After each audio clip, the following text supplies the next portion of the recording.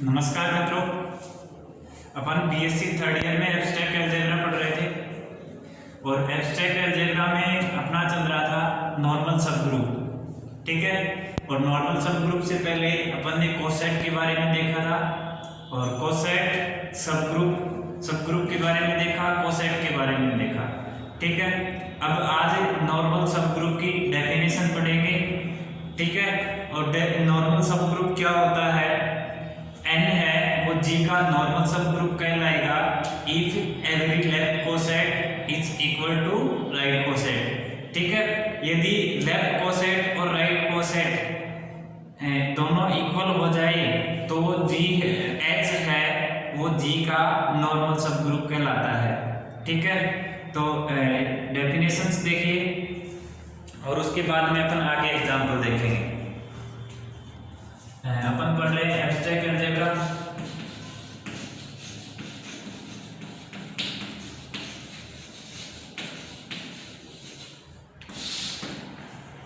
और नॉर्मल सब ग्रुप या विशिष्ट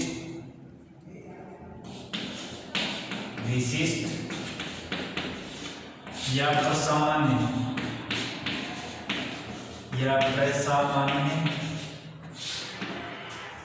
उपग्रुप या नॉर्मल सब ग्रुप।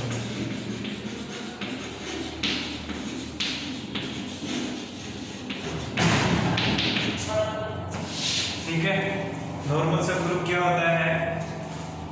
किसी ग्रुप G, परिभाषा लिखिए, किसी ग्रुप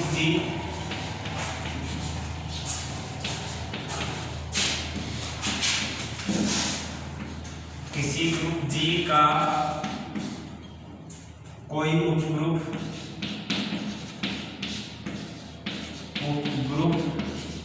Mg का विशिष्ट उपग्रुप कहलाता है। विशिष्ट उपग्रुप कहलाता है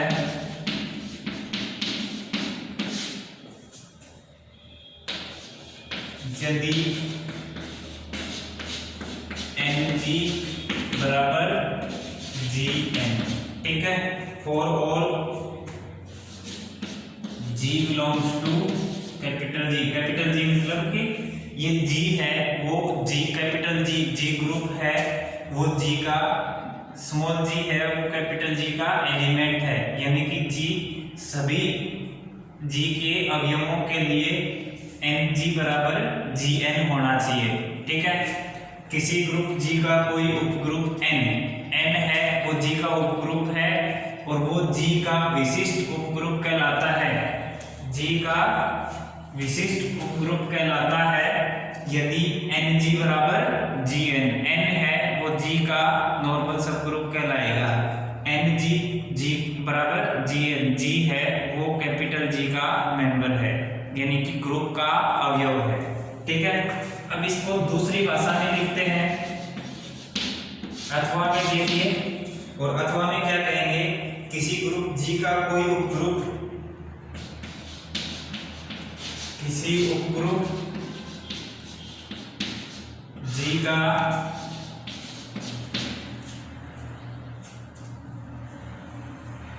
किसी ग्रुप G का कोई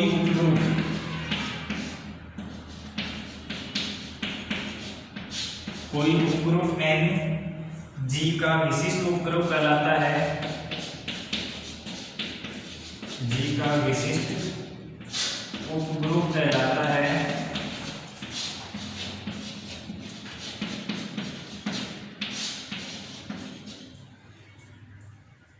यदि प्रत्येक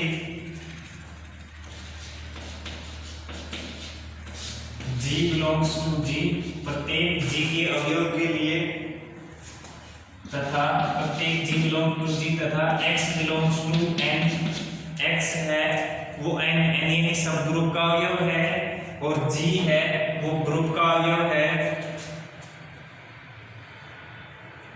के लिए G इनवर्स X G है वो अवयव होना चाहिए n का। ठीक है, जी इनवर्स एक्स जी या g x g inverse, g inverse x g लिखो या जी एक्स जी इनवर्स लिखो, वो एन का मेंबर होना चाहिए। तो एन है वो जी का विशिष्ट उपग्रुप या नॉर्मल सबग्रुप कहलाएगा। ठीक है, देखो किसी ग्रुप जी का कोई उपग्रुप n यानी कि n है वो जी का नॉर्मल सबग्रुप कहलाएगा इफ एन जी बराबर जी एन जी बराबर जी एन, यानी कि राइट कोसेट बराबर लेफ्ट कोसेट, n का राइट कोसेट लेफ्ट कोसेट के बराबर हो जाए तो वो n है जी का नॉर्मल सबग्रुप कहलाएगा। ठीक है, for all G belongs to G, यानी जी के प्रत्येक अवयव के लिए। अथवा में दूसरी डेफिनेशन क्या होती है, यदि ग्रुप जी का कोई उपग्रुप n जी का विशिष्ट उपग्रुप कहलाता है, यानी कि n जी का नॉर्मल सबग्रुप कहलाता है, इफ फॉर ऑल यानी कि जी का प्रत्येक अवयव x का कोई नेचुरल x उसका n का मेंबर है, प्रत्येक जी के लिए x जी इनवर्स x जी है वो n का मेंबर आए, यानी कि n मतलब सब ग्रुप का मेंबर आए, या ये कहे कि जी एक्स जी इनवर्स है वो n का मेंबर आए, तो ये n है वो जी का नॉर्मल सब ग्रुप कहलाता है। ठीक है, अब इसका संकेत क्या होता है, संकेत क्या होता है, n जी का विशिष्ट उपग्रुप है, n जी का विशिष्ट उपग्रुप है,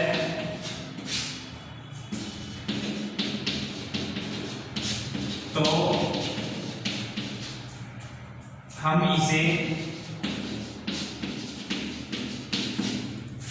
n नॉर्मल सबग्रुप है जी का से व्यक्त करते हैं, से व्यक्त करते हैं। ठीक है, n है वो जी का नॉर्मल सबग्रुप है, तो उसको ये ट्रायंगल है इस टाइप से डिनोट करते हैं। ठीक है, ये इस टाइप से ये नॉर्मल सबग्रुप का साइन होता है। ठीक है, n है वो जी का नॉर्मल सबग्रुप और उसके बीच में ये इस टाइप का जो एरो आ जाए तो इसका मतलब है n जी का नॉर्मल सबग्रुप है। ठीक है, अब देखिए इम्प्रॉपर नॉर्मल सबग्रुप और proper normal subgroup. Improper normal subgroup क्या होते हैं, सबसे पहले तो ये पता होना चाहिए अपने को इम्प्रॉपर सबग्रुप और प्रॉपर सबग्रुप क्या होते हैं। इम्प्रॉपर सबग्रुप होते हैं आइडेंटिटी और खुद ग्रुप के अलावा, इम्प्रॉपर सबग्रुप के बारे में जानना चाह रहे हैं, तो इम्प्रॉपर सबग्रुप क्या होता है, आइडेंटिटी और खुद ग्रुप के ग्रुप इम्प्रॉपर सबग्रुप होते हैं, और इनके अलावा जो ग्रुप होते हैं वो प्रॉपर सबग्रुप होते हैं। तो अब इम्प्रॉपर नॉर्मल सबग्रुप की बात करें तो आइडेंटिटी और खुद जी इम्प्रॉपर सबग्रुप होते हैं, इम्प्रॉपर नॉर्मल सबग्रुप होते हैं।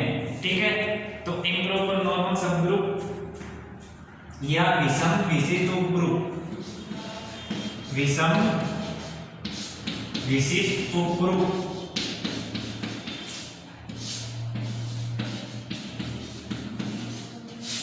या इम्प्रॉपर नॉर्मल सबग्रुप।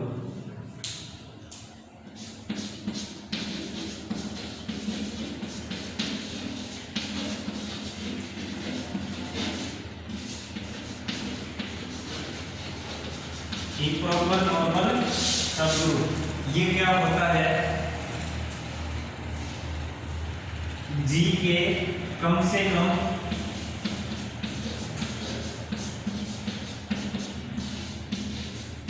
दो विषम विशिष्ट उपग्रुप होते हैं,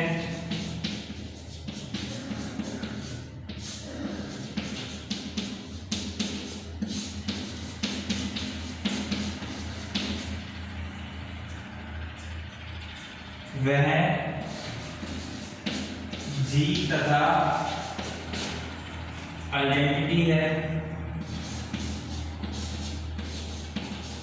जी आइडेंटिटी ग्रुप जी के विषम विशिष्ट उपग्रुप कहलाते हैं, जी आइडेंटिटी जी के विषम विशिष्ट उपग्रुप कहलाते हैं। ठीक है, एक बार देखिए, दोबारा से देखिए। सबसे पहले नॉर्मल सब ग्रुप या परसामान्य उपग्रुप या विशिष्ट उपग्रुप। ठीक है, नॉर्मल सब ग्रुप को ही विशिष्ट उपग्रुप या परसामान्य उपग्रुप कहते हैं। ये क्या कहता है, n है वो g का नॉर्मल सब ग्रुप या विशिष्ट उपग्रुप कहलाएगा यदि g का लेफ्ट कोसेट राइट कोसेट के इक्वल हो जाए for all g belongs to capital G, यानी कि G ग्रुप है उसके प्रत्येक अवयव के लिए लेफ्ट कोसेट और राइट कोसेट दोनों बराबर आ जाएं, यानी कि Ng बराबर Gn। अगर ऐसा है तो ये n है वो G का नॉर्मल सब ग्रुप कहलाएगा। ठीक है, दूसरी डेफिनेशन क्या होती है, यदि ग्रुप G का कोई उपग्रुप n G का विशिष्ट उपग्रुप कहलाता है, यानी कि n है वो G का नॉर्मल सब ग्रुप कहलाएगा इफ फॉर ऑल, यानी कि प्रत्येक G बिलोंग्स टू G, यानी कि G के प्रत्येक अवयव के लिए x ऐसा होना चाहिए कि G इनवर्स x G है वो n का मेंबर आए, या G इनवर्स है वो भी n का मेंबर आए। ठीक है, दोनों में से एक होना चाहिए, G इनवर्स देख लो या G इनवर्स x G देख लो। अगर ऐसा है तो वो n का मेंबर आए तो वो नॉर्मल सब ग्रुप कहलाएगा। ठीक है, आगे क्या है, नोटेशन क्या होता है, ये n नॉर्मल सब ग्रुप ये ट्रायंगल का सा एरो होता है, जैसे लेस देन और लेस देन को ग्लोब में बंद कर दो, लेस देन को वो जो खुला वाला है उसको बंद कर दो तो n है वो G का नॉर्मल सब ग्रुप, ये इसका नोटेशन होता है, साइन होता है। ठीक है, इसके बाद में आता है इम्प्रॉपर नॉर्मल सब ग्रुप या विषम विशिष्ट उपग्रुप। ठीक है, G के कम से कम दो विषम विशिष्ट उपग्रुप होते हैं, यानी कि इम्प्रॉपर नॉर्मल सब ग्रुप, किसी ग्रुप के दो इम्प्रॉपर सब ग्रुप होते हैं और वो दोनों ही नॉर्मल सब ग्रुप होते हैं, तो इसको कहते हैं दो विषम विशिष्ट उपग्रुप होते हैं, वो G तथा आइडेंटिटी E होता है। G में के कम से कम दो विशिष्ट उपग्रुप होते हैं, विषम विशिष्ट उपग्रुप होते हैं, वह है G तथा आइडेंटिटी। एक तो पहला ग्रुप G खुद पूरा का पूरा सेट ग्रुप और तथा E आइडेंटिटी है, ये दो अवयव हैं वो G के इम्प्रॉपर नॉर्मल सब ग्रुप होते हैं या विषम विशिष्ट उपग्रुप होते हैं। G के विषम विशिष्ट उपग्रुप कहलाते हैं। G और आइडेंटिटी ये दो सब ग्रुप हैं वो G के विषम विशिष्ट उपग्रुप कहलाते हैं। नेक्स्ट देखो, ये इम्प्रॉपर नॉर्मल सब ग्रुप था। नेक्स्ट अब प्रॉपर नॉर्मल सब ग्रुप। प्रॉपर नॉर्मल सब ग्रुप क्या होगा, आइडेंटिटी तथा G के अलावा ये जो दो इम्प्रॉपर नॉर्मल सब ग्रुप है, इनके अलावा जो भी सब ग्रुप होंगे, इनके अलावा जो भी नॉर्मल सब ग्रुप होंगे वो प्रॉपर नॉर्मल सब ग्रुप कहलाएंगे। ठीक है, प्रॉपर नॉर्मल या प्रॉपर सब ग्रुप की बात करें तो इनके आइडेंटिटी और G के अलावा जो भी नॉर्मल जो भी सब ग्रुप होते हैं वो प्रॉपर सब ग्रुप होते हैं। अगर वो नॉर्मल हो तो प्रॉपर नॉर्मल सब ग्रुप कहलाते हैं। ठीक है, तो ये देखिए, ये डेफिनेशन लिख लेते हैं। उचित विशिष्ट उपग्रुप, उचित विशिष्ट उपग्रुप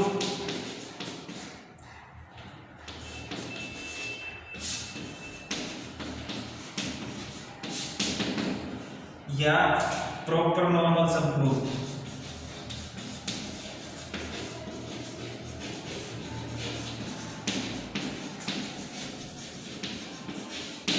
प्रॉपर नॉर्मल सब ग्रुप G और E के अलावा या के अतिरिक्त G के या G का विशिष्ट उपग्रुप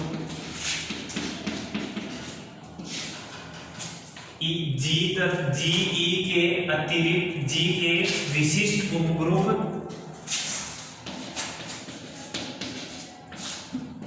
जी के उचित विशिष्ट उपग्रुप कहलाते हैं।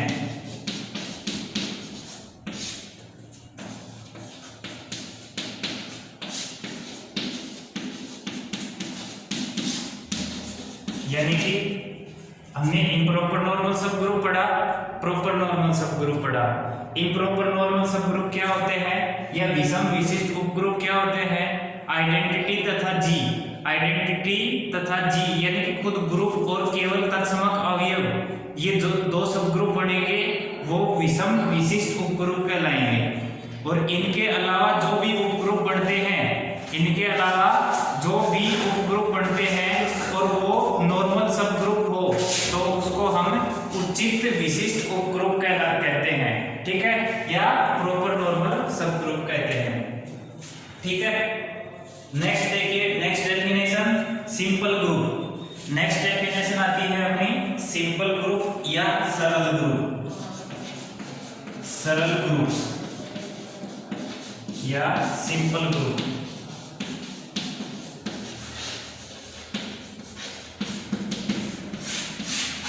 सरल ग्रुप क्या होता है? यदि किसी ग्रुप का कोई भी उचित विशिष्ट उपग्रुप विद्यमान नहीं हो, कि कोई भी ग्रुप है उसका कोई भी उचित यानी कि प्रॉपर नॉर्मल सब ग्रुप ना हो। यदि किसी ग्रुप जी का, यदि किसी ग्रुप जी का कोई भी उचित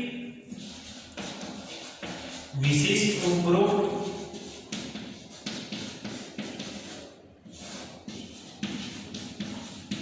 कोई भी उचित विशिष्ट उपग्रुप ना हो तो उसे सरल ग्रुप कहते हैं। सरल ग्रुप कहते हैं, ठीक है। जैसे कोई भी ग्रुप है उसका कोई भी प्रॉपर नॉर्मल सब ग्रुप ना हो तो उसको हम उचित यानी कि सिंपल ग्रुप या सिंपल ग्रुप या सरल ग्रुप कहते हैं। कोई ग्रुप है जी, कोई ग्रुप है जिसका कोई भी प्रॉपर नॉर्मल सब ग्रुप ना हो तो उसको सिंपल ग्रुप कहते हैं। जैसे एग्जांपल में लिखना चाहो तो एग्जांपल में लिख लो। एग्जांपल में क्या लिखोगे? जेड पी यहाँ है प्राइम, ठीक है। पी यहाँ प्राइम यानी कि अभाज्य संख्या है, अभाज्य संख्या, ठीक है। देखो सिंपल ग्रुप क्या होता है? वह ग्रुप जिसके कोई भी प्रॉपर नॉर्मल सब ग्रुप ना हो तो वह सिंपल ग्रुप या सरल ग्रुप कहलाता है, ठीक है। एग्जांपल में प्राइम ऑर्डर का जो भी ग्रुप होता है वो सिंपल ग्रुप कहलाता है, ठीक है। प्राइम ऑर्डर का जो भी ग्रुप होता है वो सिंपल ग्रुप कहलाता है। जैसे मैं आपको एग्जांपल दूं, टू ऑर्डर का ग्रुप जैसे 1 और -1 मल्टीप्लिकेशन बाइनरी ऑपरेशन के रेस्पेक्ट में ग्रुप होता है। 1 और -1 मल्टीप्लिकेशन बाइनरी ऑपरेशन के रेस्पेक्ट में ग्रुप होता है। इसके अपन सब ग्रुप की बात करें तो दो सब ग्रुप बनेंगे। एक तो एक ऑर्डर का सब ग्रुप यानी कि आइडेंटिटी बनता है और दूसरा खुद ग्रुप ही बनेगा यानी कि एक ऑर्डर का और दो ऑर्डर के ही सब ग्रुप बनेंगे और दोनों ही नॉर्मल सब ग्रुप होंगे, दोनों ही नॉर्मल सब ग्रुप होंगे। अब देखो जब सब ग्रुप ही दो बन रहे हैं तो अपन प्रॉपर नॉर्मल सब ग्रुप की तो बात ही नहीं करेंगे। जब सब ग्रुप ही दो बन रहे हैं तो दोनों क्या है? इम्प्रॉपर सब ग्रुप है और इम्प्रॉपर सब ग्रुप है तो वो इम्प्रॉपर नॉर्मल भी होंगे, ठीक है। जब इम्प्रॉपर सब ग्रुप है तो इम्प्रॉपर नॉर्मल होंगे, तो इसके पास कोई प्रॉपर ग्रुप ही नहीं है तो प्रॉपर नॉर्मल सब ग्रुप भी नहीं होगा, ठीक है। और सिंपल ग्रुप क्या कह रहा है? एक group which has no proper normal सब group, which has no proper normal सब ग्रुप, कोई भी उचित विशिष्ट उपग्रुप ना हो तो उस ग्रुप को हम सिंपल ग्रुप कहते हैं। ठीक है, यानी कि जी का कोई भी उचित विशिष्ट उपग्रुप ना हो तो उसको हमें सरल ग्रुप कहते हैं। और एग्जांपल में प्राइम ऑर्डर का जो भी ग्रुप बनेगा, प्राइम ऑर्डर का ग्रुप हमेशा साइक्लिक ग्रुप होता है और वो हमेशा एक तो आइडेंटिटी और खुद दो ही सब ग्रुप होते हैं, इनके अलावा कोई भी सब ग्रुप नहीं बनते हैं। ठीक है, इसलिए प्राइम ऑर्डर का जो भी ग्रुप होता है वो हमेशा सिंपल ग्रुप होता है। आया समझ में? तो आज हमने नॉर्मल सब ग्रुप की डेफिनेशंस पढ़ी और उसका नोटेशन देखा। नोटेशन के बाद में हमने इम्प्रॉपर नॉर्मल सब ग्रुप पढ़ा, प्रॉपर नॉर्मल सब ग्रुप पढ़ा और सिंपल ग्रुप पढ़ा। मैं एक बार दोबारा से रिवाइज करवा देता हूँ। तो अपने क्या देखा, नॉर्मल सब ग्रुप क्या होता है, n है वो g का नॉर्मल सब ग्रुप कहलाता है यदि g for all g belongs to g, प्रत्येक g के प्रत्येक अवयव के लिए लेफ्ट कोसेट राइट कोसेट के इक्वल आ जाए तो वो नॉर्मल सब ग्रुप कहलाता है या एक उचित उपग्रुप कहलाता है, सॉरी विशिष्ट उपग्रुप कहलाता है। यानी कि every left coset equal to right coset for all g belongs to g, यानी कि g के प्रत्येक अवयव के लिए left coset equal to right coset. ठीक है, तब n है वो g का नॉर्मल सब ग्रुप कहलाएगा। सेकंड अथवा में जो दूसरी डेफिनेशन है उसमें क्या बताया है कि n है वो g का नॉर्मल सब ग्रुप कहलाता है यदि g है वो तो g का मेंबर है और x है वो n का मेंबर है।